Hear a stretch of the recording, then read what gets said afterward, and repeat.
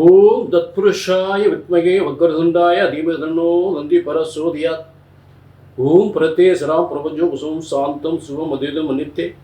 ஓம் ஹரி மாயித்தே ஆயுஷ சோபய மங்களாய புதாயச்ச குரு சுக்கிர சனிப்பேச்சு ராகவே கேது நமச்சிவாய நமச்சிவாய நமச்சிவாய. அனைவருக்கும் கோடான கோடி நமஸ்காரங்களை பிரம்மசக்தி சித்தர் வாக்கு ஜோதிட தெரிவித்துக் கொள்கிறேன். இன்றைய தினம் வாரப்பலன்கள். இன்றைய தினம் வாரப்பலன்கள் பார்க்க போகிறோம். அதாவது ஆடி 19 முதல் ஆடி 25 வரை. அதே நேரம் ஆங்கில தேதி 4/8/2025 முதல் அதே நேரம் 10/8/2025 வரை இருக்கக்கூடிய வாரப்பலன்கள், ஒரு வாரப்பலன்கள். இந்த வாரப்பலன்களை என்னென்ன பார்க்க போகிறோம், உங்களுடைய பிரச்சனைகள் என்னென்ன பிரச்சனைகள், கடந்த கால பிரச்சனைகள் எப்படி இருந்தது, இப்போ உங்கள் ஒவ்வொருடைய பிரச்சனையும் எப்படி இருக்கு அப்படின்றத, கடந்த காலம் ஏற்பட்ட பிரச்சனைகள், இனிமேல் ஏற்படக்கூடிய பிரச்சனைகள், அதற்கு என்ன தீர்வுகள், அதுக்கு என்ன பரிகாரங்கள் அப்படின்றத தெளிவாக பார்ப்போம். அதே நேரம் இப்போ ஒவ்வொரு விஷயமா உங்கள் தொழில் வியாபாரம் எந்த அளவுக்கு திரும்ப திரும்ப பாதிச்சுக்கிட்டே இருக்குது, அது எதனால் அந்த தொழில் வியாபாரம்லாம் பாதிக்குது, கடன் பிரச்சனைகள் தொடர்ந்து எதுக்கு இருந்துக்கிட்டு இருக்கு, இதுக்கு தற்காலிக கிரகங்களுக்கு என்ன சம்பந்தம், அதுக்கு என்ன பரிகாரம் பண்ணுறது, உங்கள் தொழில் விருத்தி ஆகிறதுக்கு என்ன செய்கிறது, இப்படிப்பட்ட ஒரு விஷயங்கள்லாம் அந்த நிகழ்ச்சியில் நம்ம பார்க்க போகிறோம். மேலும் நீங்கள் பார்க்கக்கூடிய உத்தியோகம், இந்த உத்தியோகத்தில் இருக்கலாமா, இல்லை வேறு உத்தியோகத்துக்கு போகலாமா, இல்லை இந்த உத்தியோகத்தில் எனக்கு முன்னேற்றம் இருக்குமா அப்படின்றத சில விஷயங்கள் சிலருக்கு ரொம்ப குழப்பமாகவே இருக்குது. அதற்கான ஒரு தெளிவான விளக்கங்கள், அதற்கான பரிகாரங்கள் என்ன அப்படின்றத நம்ம இந்த நிகழ்ச்சியில் நம்ம தொடர்ந்து கொஞ்சம் டிக் பண்ணாமல் பாருங்கள். ஏன்னா பல நல்ல விஷயங்கள் உங்கள் வாழ்க்கைக்கு உங்கள் வாழ்க்கையில் உயர்வு வருகின்ற பிற நல்ல விஷயங்களை இந்த நிகழ்ச்சியில் நீங்கள் நிச்சயமாக அதற்கான விளக்கங்கள் பெறலாம். அதனால் பொறுமையாக இந்த நிகழ்ச்சியை பாருங்கள். அதே நேரத்தில் ப்ரொமோஷன் சில பேருக்கு தடைப்பட்டுட்டே இருக்கும். அந்த ப்ரொமோஷன் எப்போ கிடைக்கும், நான் சொந்த ஊருக்கு எனக்கு ப்ரொமோஷன் ஆகி சொந்த ஊருக்கு போக முடியுமான்னு சில பேர் ரொம்ப ஒரு ஆவலோடு இருக்கக்கூடிய நிலை ஏற்படுகின்றது. தேவையில்லாத இடம் மாற்றங்கள், தேவையில்லாத உத்தியோகத்தில் தேவையில்லாத உயர் அதிகாரியுடைய பிரச்சனையால் சில பேர் ரொம்ப துன்பப்படுகின்ற நிலை இருக்குது. அந்த துன்பத்திலிருந்து இவருக்கு ப்ரொமோஷன் கிடைக்குமா அப்படின்ற ஒரு விஷயங்கள்லாம் அதில் பார்க்க போகிறோம். மேலும் குடும்பத்தில் பார்த்தீங்கன்னா ஏதாவது பிரச்சனைகள், குடும்பத்தில் ஏதாவது பிரச்சனைகள், தேவையில்லாத விரை செலவுகள், இது ஏன் நடக்குதுன்னு தெரியல, குடும்பத்தில் அமைதி இல்லை, சந்தோஷம் இல்லை, திரும்ப திரும்ப ஏதாவது பிரச்சனைகள், விரை செலவுகள் அதிகமாகிட்டு இருக்கு.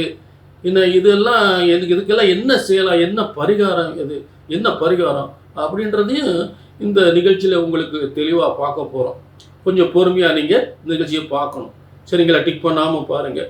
அதே நேரத்தில் சிலருக்கு பார்த்தீங்கன்னா குடும்பத்தில் கணவன் மனைக்குள்ள ஒரே பிரச்சனைகள், கணவன் மனைக்குள்ள ஒரே பிரச்சனைகள்.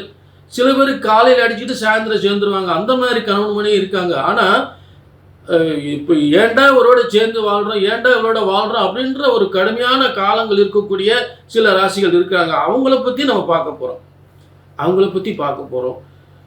சில பேர் பிள்ளைகள் பார்த்தீங்கன்னா திடீர் பிள்ளைகள் காதல் திருமணத்தில் ஈடுபடக்கூடிய நிலை அதிகமாக தாய் தகப்பனாருக்கு ஒரு பிரச்சனையாக இருக்குது. அதெல்லாம் உண்மையில் அந்த காதல் திருமணம் சரியான முறையில் வெற்றி அடையுமா, இல்லை அந்த காதல் திருமணம் பண்ணி வச்சா தாய் தகப்பனாருக்கு நிம்மதியாக இருப்பாங்களா, அந்த அந்த காதலர்கள் வாழ்க்கை நல்லா இருக்குமா அப்படின்றத நம்ம தெளிவாக பார்க்க போகிறோம். இந்த இதில் பார்க்க போகிறோம், புரிஞ்சுட்டிங்களா? அதே நேரத்தில் சில பேர் சொந்தமாக தொழில் பண்ணுறதுக்கு தயாராக இருக்கிற, ஆவணி போகிறக்கிட்ட தொழில் தொடங்கிடலாம் அப்படின்ற ஒரு நிலையில் இருக்கிறாங்க. ஆனால் அவசரப்படக்கூடாது. அதாவது சில பேருக்கு பின்யோகத்தில் தான் சொந்த தொழில். என்னை கேட்ட ஒரு 2008 ஒருத்தர் பார்த்தாரு. பார்த்ததுக்கப்புறம் நான் 2025க்கு அப்புறம் தான் 24க்கு அப்புறம் தான் சொந்தமாக தொழில் பண்ணணும்னு சொல்லியிருந்தேன். அதே போல் வந்து 2024 வரைக்கும் அவரால் சொந்த தொழில் பண்ண முடியல, ரொம்ப நட்டப்பட்டு போனார் சொந்த தொழில் பண்ணி. அதுக்கப்புறம் நான் சொன்னதை நம்பி வந்தார். அந்த மாதிரி சில பேருக்கு தாமதமாக வந்து ஒரு 40, 45 வயசு, 50 வயசுக்கு மேலே சொந்த தொழில் யோகம் இருக்கும். அதுக்கு முன்னாடி அவங்களுடைய ஆர்வங்கள் எதுவாக இருந்தாலும் கிரக நிலைகள், கால கிரகங்கள் அவங்களுக்கு அந்த சொந்த தொழிலுக்கான ஒத்துழைப்பு கொடுக்காது. அதனால் அவசரப்படக்கூடாது. சொந்த தொழில் பண்ணலாமான்னு சில பேர் கொஞ்சம் ஆவலோடு இருக்கிறாங்க. அவங்களுக்கு சொந்த தொழில் பண்ணலாமா, இந்த சொந்த தொழில் பண்ணிட்டு கடனை வாங்கிட்டு அலையக்கூடாது. கடன் பட்டார் நெஞ்சம் போர் கலங்கி வைங்க அப்படின்ற ஒரு நிலைக்கு வந்துடக்கூடாது. அப்போ இந்த கடன் வாங்குறதுனால குடும்பத்தில் அமைதி, சந்தோஷம், ஒரே பிரச்சனைகள் ஏற்படும். அப்போ அந்த தொழில் ஆரம்பிச்சாச்சுன்னா தொழில் வளரணும், மேலும் மேலும் வளரணும், வம்ச விருத்தி அடையணும். புரிஞ்சுட்டீங்களா? இதை பற்றிலாம் நம்ம ரொம்ப தெளிவான முறையில் இந்த நிகழ்ச்சியில் பார்க்க போகிறோம். உங்களுடைய மனக்கவலைகள் என்ன, பிரச்சனைகள் என்ன, இதை பற்றி நம்ம முக்கியத்துவமாக இந்த நிகழ்ச்சியில் நம்ம பார்க்க போகிறோம். நான் உங்களுடைய அபிமான பிரம்மசக்தி சித்தர் வாக்கு ஜோதிடர். 18 சித்தர்களும் முனிவர்களும் உருவாக்கிய உங்கள் வாழ்க்கையின் தலையெழுத்தை, பிரம்மனால் எழுதப்பட்ட தலையெழுத்தை பிரம்மவேத ஜோதிட சாஸ்திரம் முறைப்படி உங்களுக்கு பலன் சொல்ல போகிறேன். அந்த முறைப்படி தான் இந்த நிகழ்ச்சியில் உங்களுக்கு பலன் சொல்லிக்கிட்டு இருக்கேன். அதனால் உங்கள் ஒவ்வொருவர் யாராக இருந்தாலும் உங்களுடைய பிரச்சனைகளுக்கு நல்ல ஒரு எதிர்காலம் கிடைக்கணும். பிரச்சனைகள் தீரணும், நல்ல எதிர்காலம் உங்களுக்கு அமையணும் என்பதுதான் இந்த நிகழ்ச்சியில் ஒரு சிறந்த நோக்கம். அதுதான். அதனால் நீங்கள் எந்தவித ஐயப்பாடும் கவலையும் தேவையில்லை. உங்களுடைய கேள்வியில் கமெண்டில் சொல்லுங்கள், சரிங்களா? கீழே நீங்கள் வந்து அதே நேரம் இது வந்து ஒரு பொது பலன். தற்காலிக கிரகங்களை வச்சு, இந்த மாதக்கோள்கள், வருடக்கோள்கள் அப்படின்றத வச்சு, தற்காலிக கிரக அமைப்புகளை வச்சு இங்கே உங்களுக்கு பலன் சொல்லிக்கிட்டு இருக்கோம், பலன் சொல்கிறேன். அதே நேரம் ஜனன ஜாதகத்தில் ஒரு தலையெழுத்து பிரம்ம எழுதியிருப்பார். அது என்ன மாதிரி தான் தலையெழுத்து எழுதியிருக்கிறாரு. அந்த தலையெழுத்தில் ஒரு நல்ல திருமண வாழ்க்கை இருக்கா, இல்லை திருமண வாழ்க்கையினால் சில பேர் அவசரப்பட்டு திருமணம் பண்ணுறதுனால 1க்கு 2 தாரம் ஆகிப்போம். அப்போ 10க்கு 10 பொருத்தம் பார்த்தோம் அப்படிம்பாங்க. அப்போ அதெல்லாம் வந்து தெளிவான முறையில் உங்கள் ஜாதகம் சொல்லும். இப்போ கல்யாணம் முடிக்கலாமா, இப்போ தொழில் பண்ணலாமா அப்படின்றதான் தெளிவாக உங்கள் தனிப்பட்ட ஜாதகம் சொல்லும். அதனால் கொஞ்சம் பொறுமையாக எதையுமே ஒரு தெளிவாக தெரிஞ்சுக்கணும் அப்படின்னா இங்கே கீழே உள்ள நம்பரை நீங்கள் ஒரு அப்பாயின்மெண்ட்டுக்கு நோட் பண்ணிவிட்டு ஒரு அப்பாயின்மெண்ட் வாங்கிக்கலாம். அந்த நம்பரை கால் பண்ணி ஒரு அப்பாயின்மெண்ட் வாங்கிக்கலாம். புரிஞ்சுட்டிங்களா? ஆக உங்களுடைய இந்த நிகழ்ச்சி எப்படி இருக்குன்னு கமெண்ட்டில் சொல்லுங்கள். அதே நேரத்தில் உங்களுடைய கேள்விகளை கமெண்ட்டில் சொல்லுங்கள். உங்கள் அப்பாயின்மெண்ட் கேட்டு வாங்கிட்டு உங்கள் எதிர்கால பலனை இந்த 18 சித்தர்களும் முனிவர்களும் உருவாக்கிய முறைப்படி உங்கள் எதிர்கால பலனை தெளிவாக துல்லியமாக சொன்னால் சொன்னபடி நடக்கும், நடந்தே தீரும். கண்டிப்பாக அதில் வந்து எந்தவித மாற்றம் இல்லை. இதை நீங்கள் தெரிஞ்சுக்கலாம், அந்த மாதிரி உங்கள் அப்பாயின்மெண்ட்டை தெரிஞ்சுக்கலாம். இப்போ நம்ம என்ன பார்க்க போகிறோம்னா, இந்த மேசம் முதல் மீனம் வரை உங்களுடைய இந்த வார பலன்கள், இந்த வாரத்தில் எப்படியெல்லாம் உங்களுக்கு நல்ல யோகங்கள் இருக்குது, என்னென்ன பிரச்சனை எப்படி சரி பண்ணலாம் அப்படின்றத கொஞ்சம் விளக்கமாக நம்ம பார்க்கலாம், சரிங்களா? ராசி பலன், வார பலன், ராசி பலன், வார ராசி பலன். இன்றைய வார ராசி பலன் தனுசு ராசிக்கு. தனுசு ராசி நேர்களே, எத்தனை விதமான சோதனை, எதை தான் அனுப்பி எதை தான் சரி பண்ண முடியும். இதை தொட்டா அது, அதை தொட்டா இது. தொழிலுக்கு போனால் தொழிலை ஒரு மாற்றி அமைக்கணும், வேற இடம் மாற்றம் பண்ணணும். பிள்ளைகளுக்கு அவங்க மனசில் நினைக்கிற மாதிரி ஒரு பெண்ணோ மாப்பிள்ளையோ அமைக்கணும். இல்லை நீங்கள் நினைக்கிற மாதிரி ஒரு பெண்ணு மாப்பிள்ளை அமைக்கிறதுக்கு அவங்க ஒத்துக்கிறணும். இல்லை பூரிய சொத்துல 4 பேர் 5 அண்ணன் தம்பி, 3 அண்ணன் தம்பி, யாரோ ஒருத்தர் ஒத்து வர்றதில்லை. இப்படி எத்தனையோ. ஏன்னா இந்த தனுசு ராசிக்கு பூர்வ புண்ணிய ஸ்தானாதிபதி, புத்திரஸ்தானாதிபதி, தொழில் நிர்வாகத்துக்குரியவன், தொழில் வளர்ச்சிக்குரியவன், தலைமை தாங்கும் தகுதிக்குரிய அதற்கு பங்கத்தை ஏற்படுத்தக்கூடியவன். 5ஆம் அதிபதி என்பது சாதாரண விஷயம் இல்ல. ஒரு தலைமை பதவி, ஒரு நிர்வாகம், தொழில் நிர்வாகம், வம்சத்தை விருத்தி செய்யக்கூடியது, பிள்ளைகளுடைய யோகத்தை சொல்லக்கூடியது. ஆக அந்த பிள்ளைகளுடைய பிடிவாதங்கள்.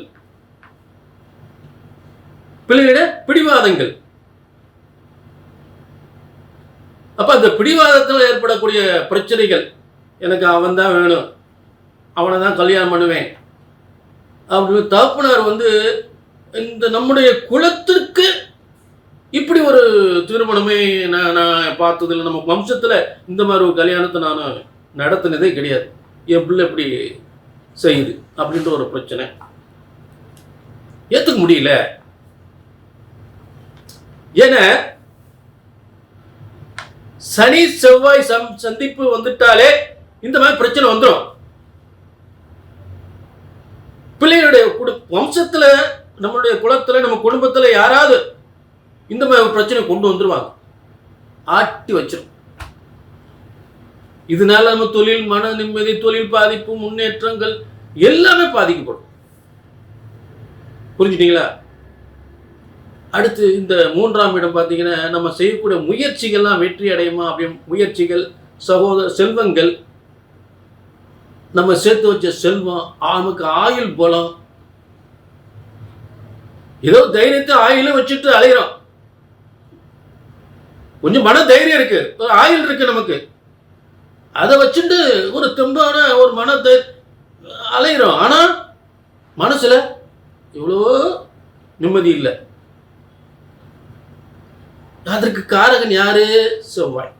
பூர்வ புண்ணிய ஸ்தானாதிபதி, புத்திர ஸ்தானாதிபதி, இந்த தொழில் நிர்வாகத்துக்கு தலைமை பொறுப்புக்குரியவன்.